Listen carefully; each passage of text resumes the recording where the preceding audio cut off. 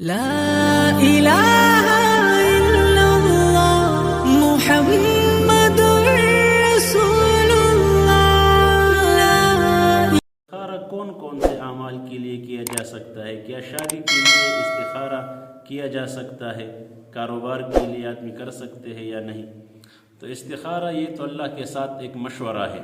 استخارے والے کبھی نامراد نہیں ہوتے اور مشورے والے کبھی وہ پشیمان نہیں ہوتے، تو لہٰذا استخارہ یہ اللہ کے ساتھ ایک مشورہ ہے۔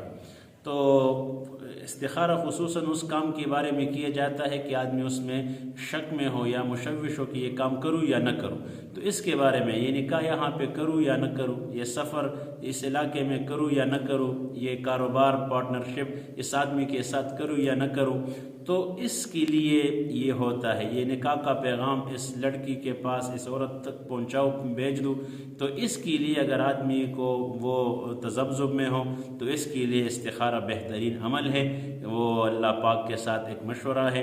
تو وہ طریقہ ہے 2 رکعت نفل پڑھ کے اور اللہ کی حمد و ثنا پڑھ کے اور اللہ پاک سے دعا مانگ کر کے اور وہ استخارہ کا جو مسنون دعا ہے وہ پڑھے، 7 دن تک 7 راتیں تک یہ کرے۔ اللہ پاک اگر خواب میں کوئی اشارہ مثبت دے تو اس پر چلے، اگر منفی اشارہ ہو تو اس سے ہٹ جائے۔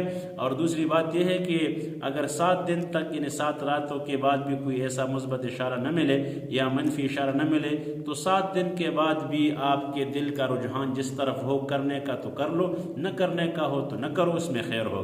تو بہرحال صحابہ کرام فرماتے تھے اللہ کے نبی ہمیں استخارے کی دعا اس طرح یاد فرماتے تھے جسے سورہ فاتحہ سکھاتے ہیں، تو لہٰذا اس کا اجر بھی ہے اور یہ میرے نبی کا طریقہ بھی ہے اور گویا اللہ کے ساتھ ایک مشورہ ہے۔